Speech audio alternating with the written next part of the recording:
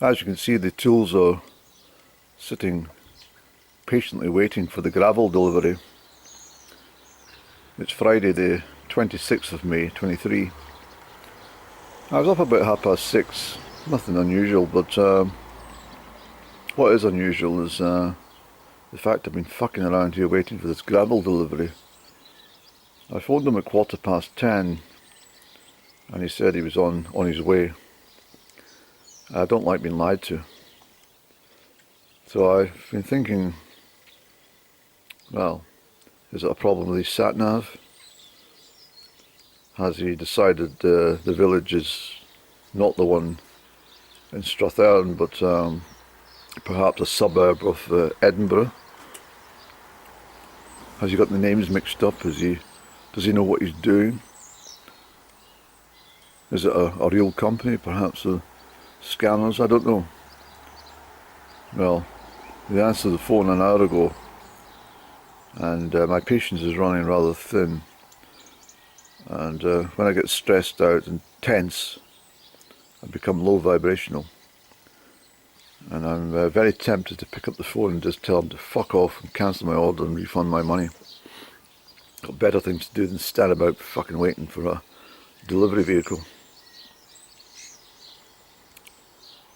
There's only so many hours in a day that you can allocate to tasks.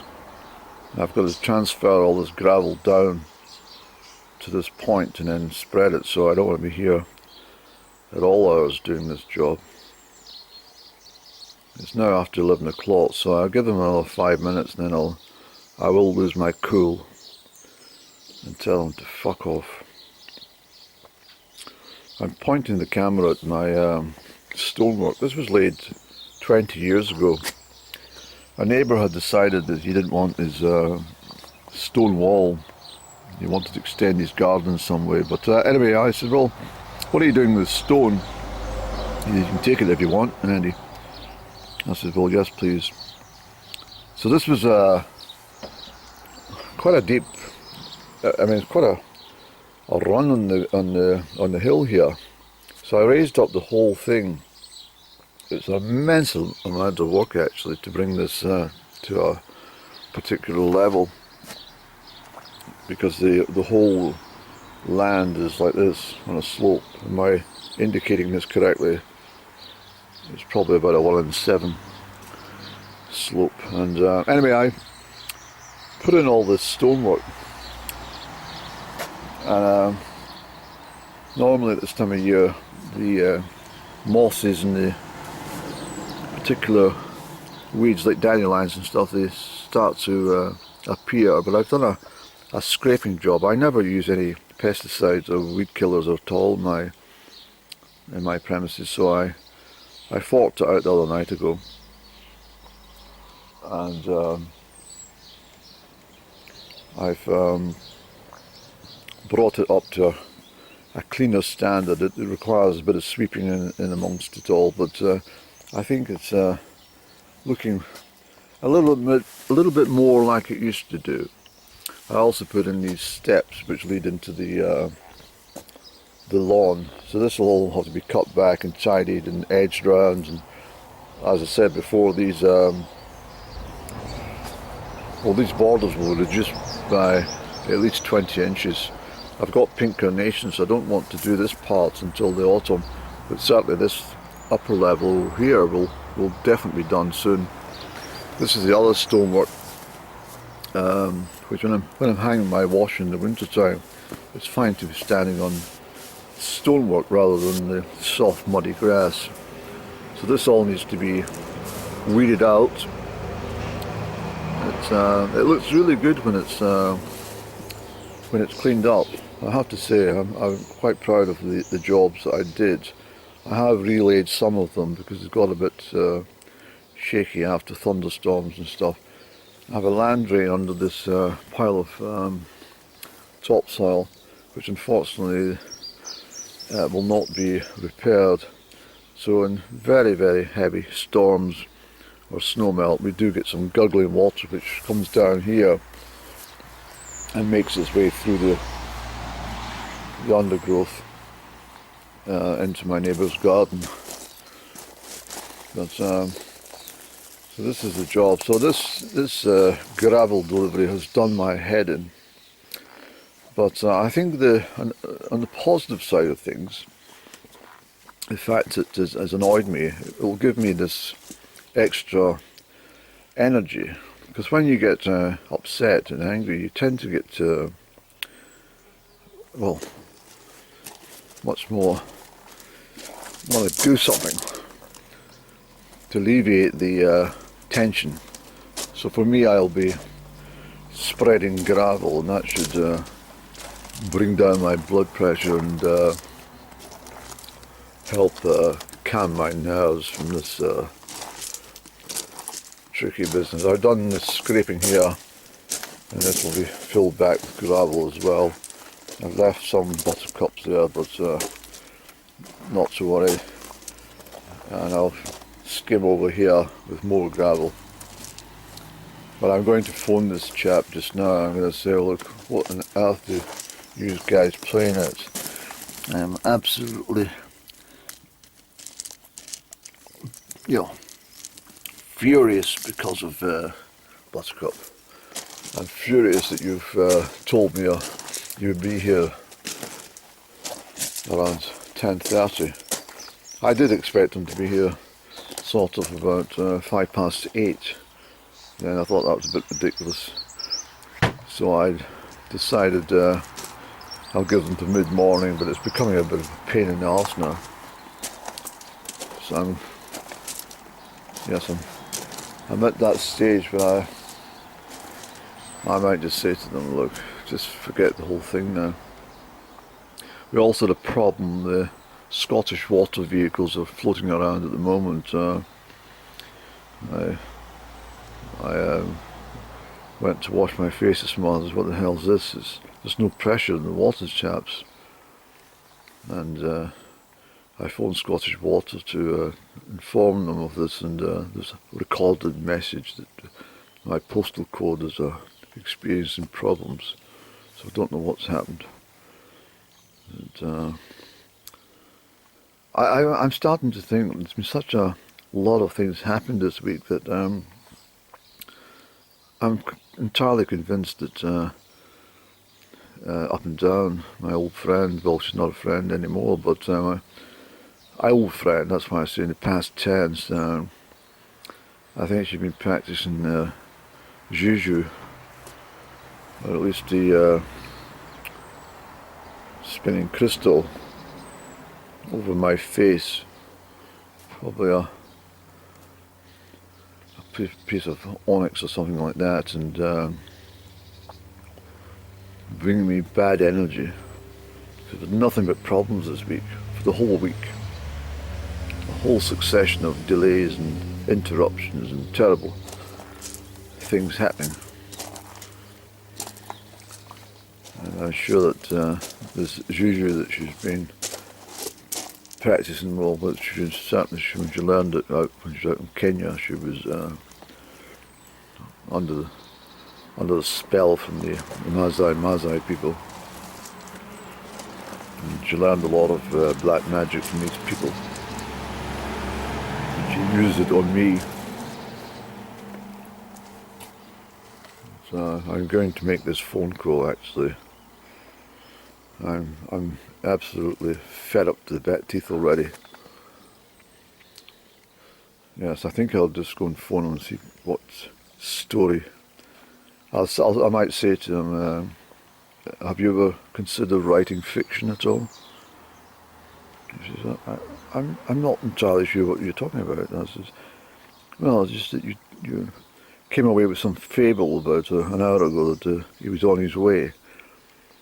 And he's not arrived yet, so I suggest you might want to write some fiction. You seem to be quite good at telling fibs, a bit like Up and Down. Well, she's a champion fibber.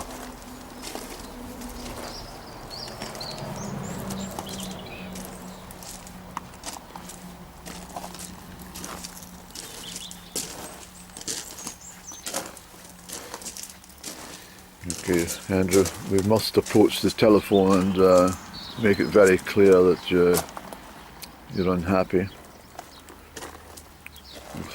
Yes, I think we need to do this because but I think if I go to the telephone I might get rather upset unless I put my professional head on and remember the days where I was dealing with awkward customers and had to refrain from raising my voice or talking to them in a rude manner.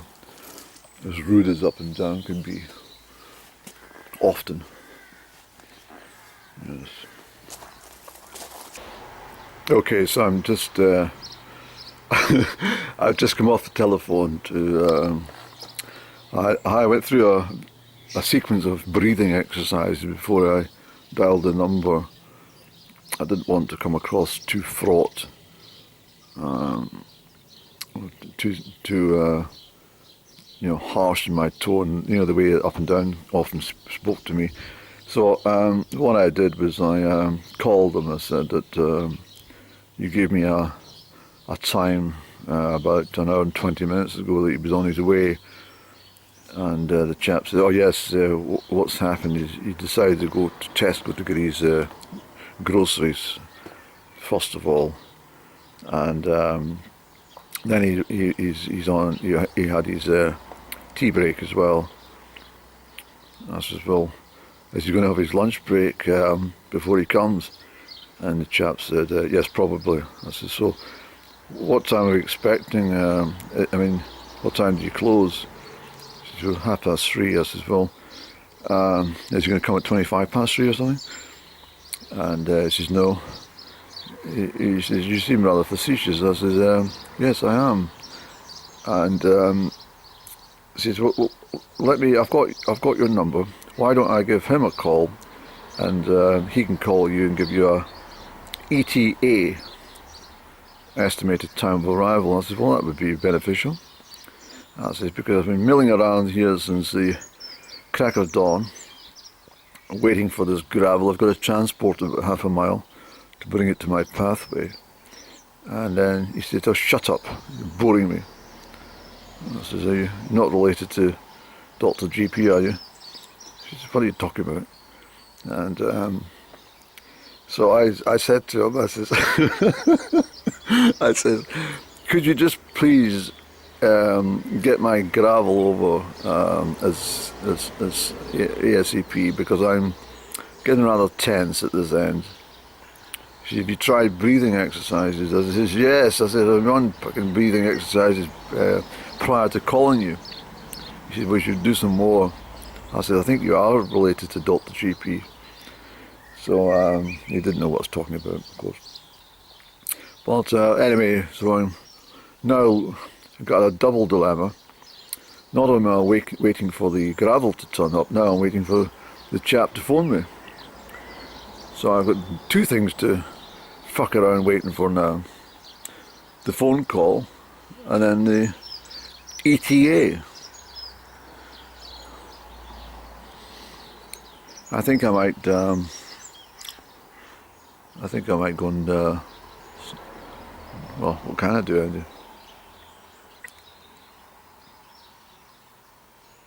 I can't do anything. Everything's arranged for this delivery, so I've just got to hold my horses, so to speak.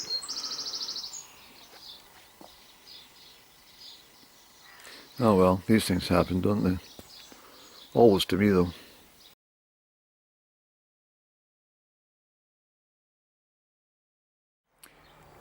Hello again. Well, the gravel's down. He did come eventually, and I've got my long piece of timber there. There's 3 sections to it. That's my decking that I'm going to do a job directly behind me. I'll prepare it, maybe I'll do it this evening because I'm dressed for the occasion. The gravel's fine, it's all put out. You can hear the crunching. And this corner's all up to standard now. Just a few tiny jobs to do, and but I'm all right with everything here. My only concern, it might sound absolutely ridiculous if I tell you this, but I can't believe that, well, everything, I saw something today about even Cadbury's flakes are now made in Egypt. I should have visited the factory, got myself a crumbly flake, but yeah, ice cream vendors are upset that the 99 cones are handing over to customers, having to stick a flake which falls apart as soon as it sticks into the ice cream. Serious problem, I think. So Cadbury say they've rectified the situation, and we should be looking forward to flakes which are not so crumbly. But I'm quite sure that the adverts with the very sexy ladies, as I recall, in the 1970s and 80s, the whole point of the advert was to talk about this crumbly chocolate, which fell apart as soon as you unwrapped it. I haven't bought a flake for years, actually. I used to enjoy them, but they're false chocolate now. There's no cocoa in them. Cadbury's have forgotten the recipes on how they used to make everything, just like Joseph Rowntree and, well, Bourneville chocolate, and I mean, Bourneville down in the West Midlands was a epicentre of chocolate production in the UK. Why am I talking about this when I should be talking about gravel? Oh yes. The point being that everything you buy nowadays is substandard and shabby. I talk about bread quite often. Well, that's a classic thing, is bread and milk and things like that. Well, today I was inspecting the gravel, and I thought to myself, this gravel's not as good quality as it used to be. There's something seriously wrong when even stones are not as good as they used to be. You understand me?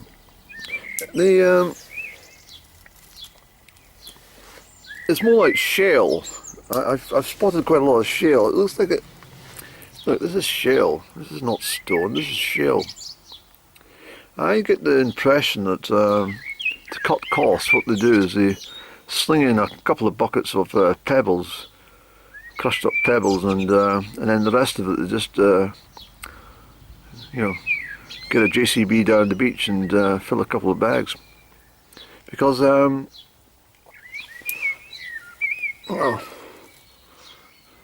I mean, it might be all right once the rain gets onto it and it starts to show its pretty pink and grey colours, but at the moment it's looking rather drab. What a lovely song for the Blackbird. Thank you very much, Mr. Blackbird. It's absolutely wonderful. Thank you. It really is. And tell Mr. Robin I'm very sorry.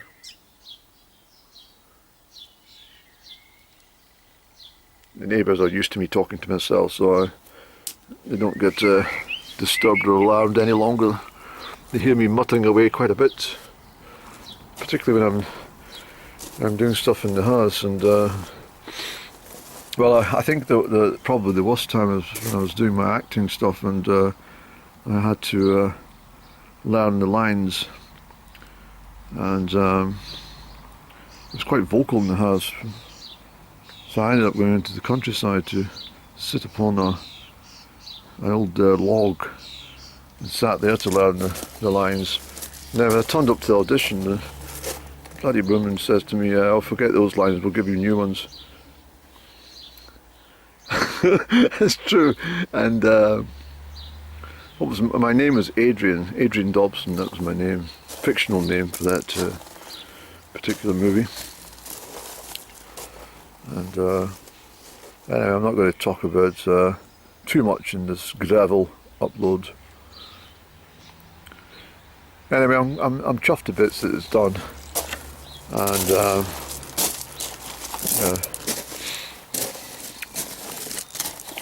it looks a lot cleaner. And I think if you make it you're too spick and span anyway, and if you get too many white pieces of gravel in amongst it, it ends up looking like an approach to the graveyard for the mourners coming.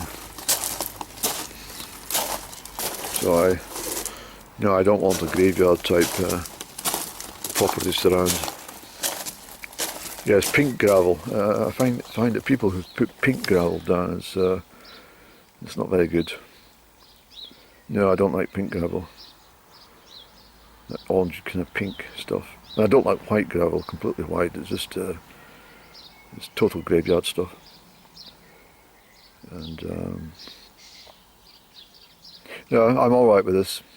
So I'm going to get excuse me, coffee, finish this cigarette, and then we'll bash on to the next job on the agenda.